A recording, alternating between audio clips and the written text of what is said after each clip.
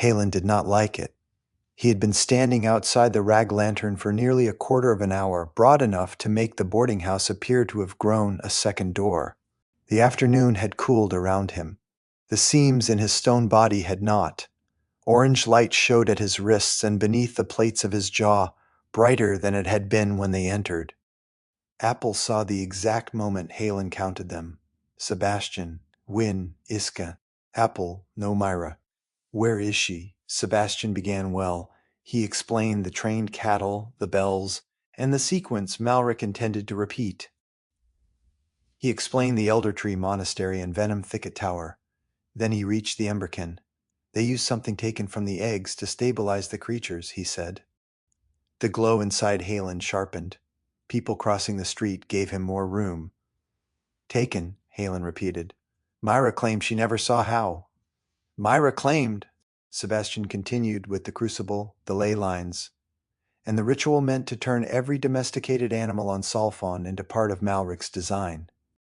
He did not lie about Myra. Sebastian was not good at lying to Halen, and Halen was very good at wading through omissions. Sebastian merely arranged the truth so that Myra's departure came last and arrived wearing as little importance as he could give it. She gave us a location, Sebastian said. A cache, charged stones for a scrying ritual. Halen looked past him into the rag lantern. And where is Myra? Gone, Apple said. Sebastian gave him a look. Apple spread his hands. The part had not been improving with age. For several breaths, Halen said nothing. Heat pressed against the damp street. The first fallen leaves at his feet curled inward and darkened along their edges. You released the woman who helped do this. We made a bargain, Sebastian said.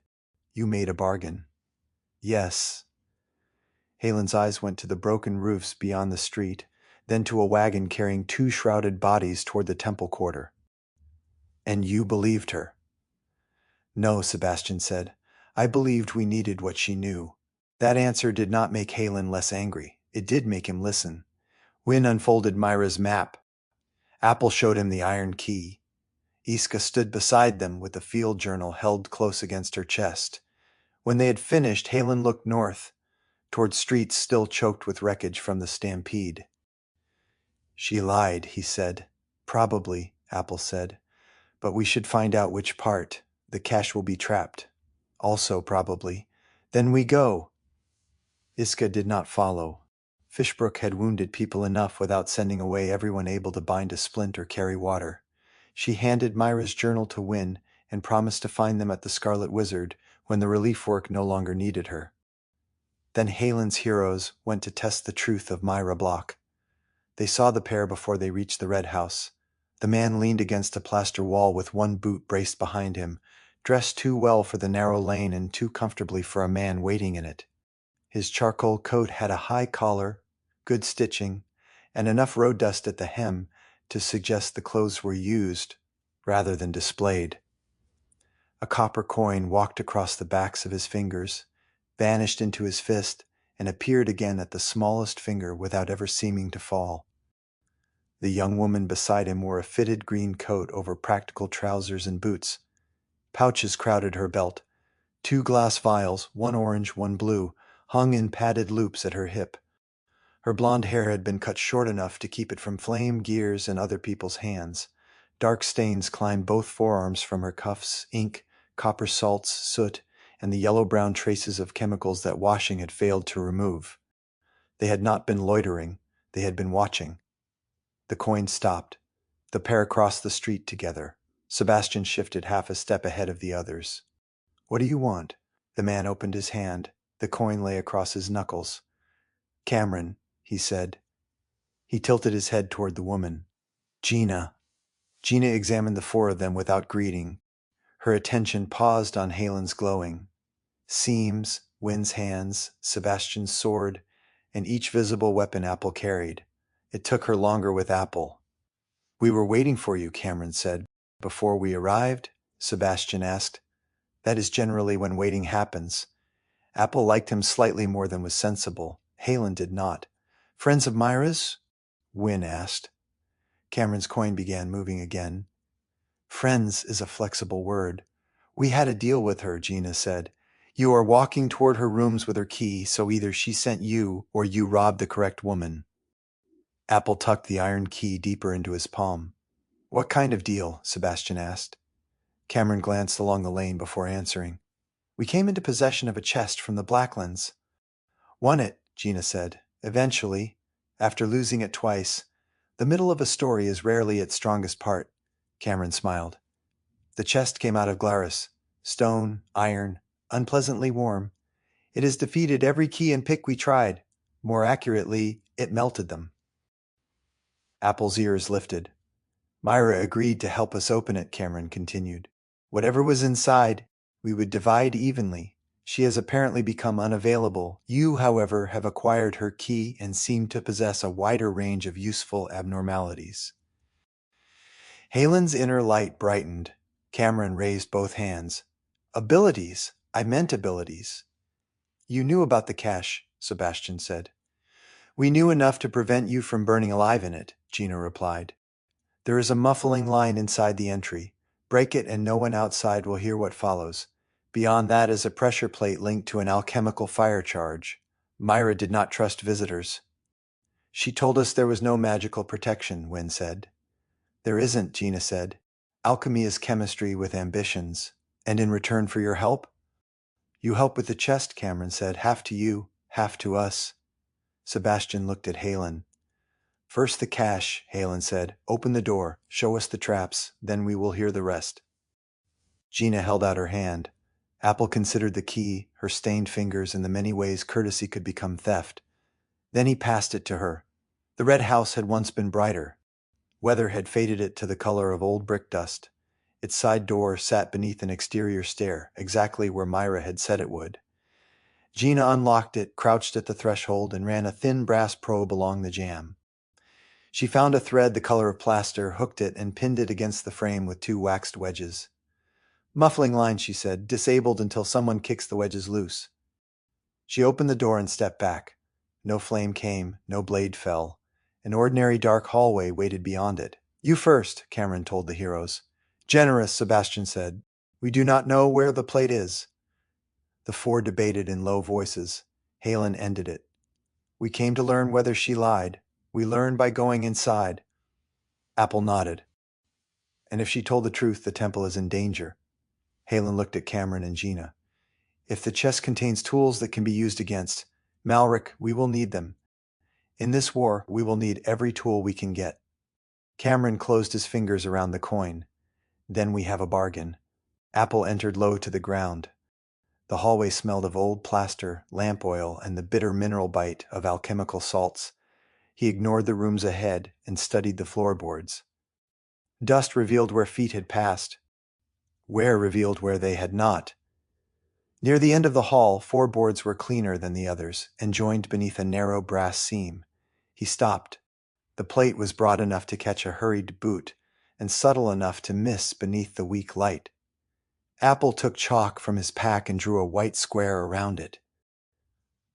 Do not step in the square, Sebastian looked down. Your square is on the floor. That is where the trap is. I understand, it sounded like a rule you expected Halen to need. Halen stepped over both plate and remark. Apple searched the remaining floor, walls, door frames, and the underside of the stair. Nothing else waited for them. The lower flat had been made into an alchemist's laboratory. A workbench filled one wall beneath shelves crowded with stoppered bottles, glazed pots, copper scales, stained funnels, and bundles of dried roots. Burn marks overlapped on the bench like a record of arguments. A narrow bed occupied one corner. Women's clothes had been folded into a crate beneath it with more care than comfort. Whoever had slept there had expected to leave quickly. Halen began moving furniture. Wynne stood at the center of the room and let his vision soften. Magic emerged slowly, a residual gleam on several potion bottles, a faint net of warding along the rear window, and a compact blue-white radiance from a small chest resting on a side table. That one, he said. Apple approached it with the solemnity expected of a dangerous lock. He examined the hinges, probed beneath the base, smelled the keyhole, and listened while moving a pick against the first pin. Then he shrugged. His tail curled around the pick. One turn, a quiet click. That was disappointing, he said. Inside lay an amulet of braided gold and silver surrounding a brilliant blue gem. Light gathered in the stone until it appeared deeper than the chest that held it. Beside it rested a drawstring pouch and two narrow vials filled with cloudy liquid. Magic radiated from all four. Wind lifted one vial and eased out its stopper. The liquid rose. It did not spill. It climbed in a smooth silver-gray cord flowing upward against the pull of the world. The end unfurled toward Wind's fingers, as if the magic inside had smelled him. Wind recoiled and drove the cork back into place. The liquid struck it from below with a soft, wet tap. For once he had no immediate cleverness to offer. "What was that?" Sebastian asked. Wind held the vial at arm's length. "Liquid magic." Apple waited. "You say that as though it explains the liquid moving by itself." "I have read theories. I have never seen it." The admission disturbed Apple more than the liquid. The pouch contained 3 fire opals and 2 smoky quartz crystals, each charged so densely that Wind felt their presence before Apple emptied them into his palm. Exactly what Myra had promised. Enough, perhaps, to awaken the book and ask it where Malric had gone. The money box sat beneath the workbench. Apple distrusted it on principle. It was iron-banded, heavy, and placed where a careless thief would see it. He spent several minutes searching for poison needles, false tumblers, spring blades, acid reservoirs, collapsing pins, and the sort of ingenious mechanism that justified owning a tail. At last he inserted the very tip of one pick. The lid opened. Apple stared at it. Then, offended, he closed the box and opened it again using only his tail. Hundreds of gold coins filled the interior. They lay edge over face in a dense yellow mass, darker and heavier than modern Fishbrook coinage. Each bore the worn crest of Glarus. 750 ancient pieces, if Myra's inventory had been accurate. A smaller pouch held 2 topazes, 3 pearls, 2 amethysts, and a single emerald. "I can carry these," Apple said. No one objected. "Everything she told us was true," he said more quietly. "The stones, the money, the room." He looked at Wynne. "That means Travis is going to the Elder Tree Monastery. We have to warn them." Wynne closed his hand around one of the smoky quartz crystals. "It means she wanted us to believe the parts we could test. It also means we can test the book." Across the room, Halen lifted the mattress with one hand. A wand and a dagger lay beneath it, placed within easy reach of anyone sleeping in the bed. Wynne took the wand. A spiral ran the length of its shaft. Its grip was pale bone veined with something dark, like old blood trapped beneath ivory. The balance settled into his palm so naturally that he turned it once before realizing he had done so. "Spooky," Apple said. "Precise," Wynne replied. "Spooky and precise." Sebastian had gone upstairs. He returned to find the dagger still on the bed. It was a talon made into a weapon, or a weapon taught to resemble one. The blade divided. Into dark twisting ridges, black metal braided around itself to a narrow point. Violet runes glimmered in the channels, faint as banked witchfire. The guard and pommel were carved from pale bone. Fine brass wire crossed the black leather grip, and a small stone sat within the hooked end of the pommel, as if held by a claw. Sebastian lifted it. The runes brightened. "I think," he began. Then he looked at the size of the grip, at Apple's hands, and at the collection of blades already arranged across Apple's body with no regard for restraint. Apple should try it. Apple received the dagger carefully.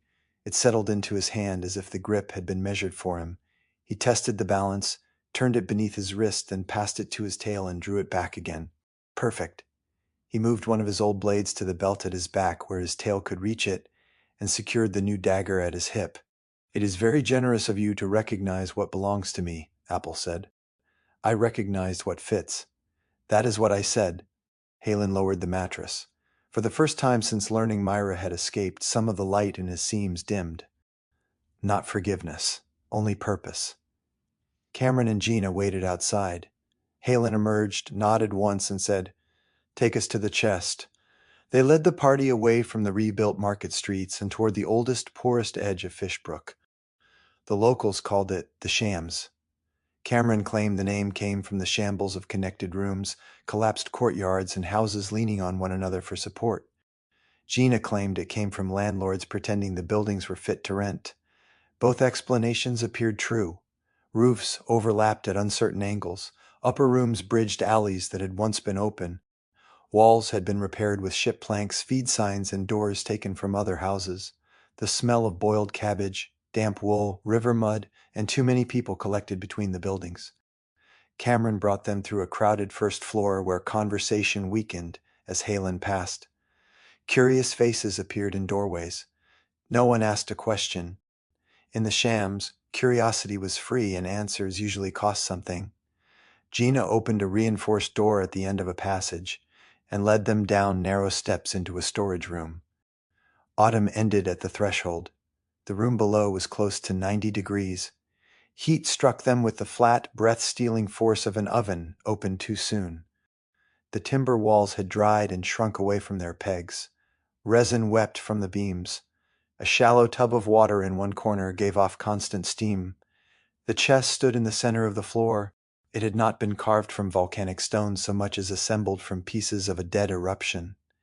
Blocks of black basalt formed its sides and rounded lid, each rough, porous, and heavy enough to have belonged in a fortress wall. Thick iron straps wrapped the stone in both directions. Their rivets had swollen with rust, but the bands themselves showed no weakness. 2 iron rings hung from the sides, too hot and too massive to lift without poles and several strong backs. A red-orange seam burned beneath the lid. It was not reflected lamplight. The glow came from within, an unbroken line of contained furnace heat. In places the basalt had cracked, and dull red light breathed through those fissures. The air above it trembled. Dust could not settle on its surface. Whatever touched the stone darkened, smoked, and curled away. Apple remembered the magma pools beneath Glarus, the slow brightness under black crust, beautiful until the crust moved. No one touches it, Gina said. Not yet. Cameron placed his coin on a distant shelf. Even he had stopped playing. Sebastian looked between them. Half of whatever comes out. Half, Cameron agreed. Wynn's voice changed. It did not grow louder. It seemed to arrive from immediately behind the listener, though Wynn stood several paces away. Shadow gathered beneath his words and made them difficult to dismiss. And you will honor the division after you see what is inside. Cameron's shoulders tightened. Gina's hand drifted toward an orange vial. Then Cameron met Wynn's eyes. We honor the deals we make. The pressure left the room. Good, Wynn said. He knelt with chalk and drew a broad circle around the chest. Inside it he drew a second, leaving a channel the width of his hand between them. Runic symbols filled that channel. Direction, containment, return, and 3 marks Apple did not recognize and disliked because they seemed to change when viewed from the edge of his sight. The heat comes off the chest, Wynn said, enters here, and circulates between the circles. It does not cross inward. It does not cross outward. If your chalk understands you, Sebastian said, the chalk is the most reliable participant. Apple removed a small jar of heat lotion from his pack and rubbed the pale grease into his hands, wrists, and tail. He coated the metal parts of his own picks, though he did not expect the protection to last. Tools, he told Gina. She sighed with the particular pain of a craftsperson asked to lend instruments to someone who might destroy them. Then she unrolled a leather case and passed it over. Apple coated those too. Halen approached the chest. He did not touch it. At first he only stood above it with his hands open and his head bowed. Shaper, he said, voice low beneath the hiss of the room. What was made in fire has been turned toward concealment. Let the fire know one of its own. Let what is bound be carried. Let what was hidden be shown. He placed both hands against the stone. Light erupted through him. It began at his palms, white-orange against black basalt, then climbed the seams of his forearms. The glow spread across his shoulders and through his chest until every division in his stone body burned like the cracks of a newly opened kiln. Cameron stepped back. Gina forgot to. Halen drew the fire into himself. The red seam beneath the lid dimmed from orange to sullen crimson. Heat rolled away from the chest and gathered around Halen, bending his outline. The room did not become cool, but breathing ceased to hurt. "Half," Halen said through clenched stone teeth. "I can hold half." Wind set his palm above the inner circle. The runes answered. Heat peeled from the chest in visible currents, thin distortions that caught ash and carried it around the chalk track. Faster they moved, circling the basalt once, twice, 10 times, until a wall of shimmering air stood between the two lines. Wind pulled another quarter of the furnace into the working. "Now, Apple!" Apple crossed the inner circle. Even diminished, the chest radiated enough heat to sting his eyes. The lotion on his hands liquefied at once. He climbed onto a low crate, braced his feet, and studied the lock. It was large, it was old, it was not difficult. The makers had trusted the fire. Apple inserted Gina's coated tension bar and one pick. Heat traveled through the metal in spite of the lotion. His fingertips began to ache. His tail curled around the edge of the crate and held him steady. One pin, two. The third dragged, expanded by centuries of heat. Apple lifted it, felt the cylinder turn, and jumped back as the lock opened with a sound like a hammer striking an anvil. Done! Chains and packets wrapped in heat blackened. Halen bent, seized the iron-bound lid, and lifted. The chest opened like a raku kiln. A column of heat roared upward. Light flooded Halen's face from below. The basalt lid groaned in its iron frame, and the inner edges glowed red where they had been sealed together. Yet the objects within lay untouched by the heat, arranged in layers of black cloth and wire baskets as cool islands inside a furnace. At the center rested an emberkin egg. Halen went utterly still. It was dark, oval, and veined with living orange. The glow within it pulsed slowly. Not a coal. A heartbeat. Around it lay coin pouches, a small crucible, a brass scroll tube, bundled stones, jewelry, cloth. "Table!" Cameron shouted. Gina and two of their friends dragged one close. Wind held the circling heat between the chalk lines. Halen kept one hand against the lid and the other against the chest, taking fire into himself faster than his body could release it. Sebastian unloaded the contents. He passed each object outward. Apple and Gina arranged them on the table. Cameron took the pouches. Ancient Glarus coins poured across the wood in heavy golden streams. The crucible came next, small, darkened, made for a careful hand, too much like the one Malric had sought. Then the brass scroll tube. Then 4 sealed documents hardened by volcanic heat, their surfaces covered in preserved diagrams and close-written Glarus script. Then a thick gold ring set with a flawless black onyx. Sebastian turned it once, saw the engraving inside, and stopped. Cinq Valcour. He closed his hand around the ring before anyone else could read it. An elegant silver amulet followed, set with a clear blue sapphire. High contrast patterns moved across the stone whenever it caught the furnace light.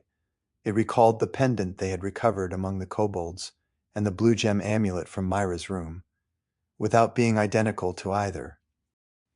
"Faster," Halen said. The word cracked in his throat. Sebastian lifted out a leather-bound sketchbook. Its cover bore sacred Samaya designs, cut and branded into the hide. Inside, ink drawings filled page after page. Samaya faces, hands, tails, temple postures, domestic scenes, and careful studies of ornaments and clothing. Notes crowded the margins in a script Apple recognized, but could not read quickly while Halen burned beside him. Apple forgot the coins. He took the book with both hands. "Mine," he said. No one argued. Several teardrop-shaped prisms came next, black glass suspended from fine silver chains. Halen glanced at them and sent a pulse of heat through one. A red image unfolded in the air, branching flows beneath Glarus, vent shafts, pressure readings, and shifting magma channels drawn as light. The projection flickered and vanished when Halen withdrew the heat. There was no time to determine how old the readings were. 3 volcanic fire opals came out glowing and did not cool. Ash glass nodules followed, each wrapped separately to preserve its inner heat. 4 raw dark quartz crystals struck the table with dull clicks. A shard of deep red garnet caught the light like a drop of hardened blood. "I cannot hold it," Halen said. He fell to one knee. The glow beneath his stone plates began to pulse. Too bright, too fast. Apple had seen Halen wounded, enraged, and filled with the Shaper's power. He had never seen him over full. That is everything, Sebastian called. Halen staggered away from the chest. The stolen heat roared back. The red seam beneath the lid flared orange. Air slammed outward hard enough to scatter chalk dust and drive everyone from the table. Cameron's friends rushed in with buckets and threw water across Halen's shoulders and chest. Steam exploded around him.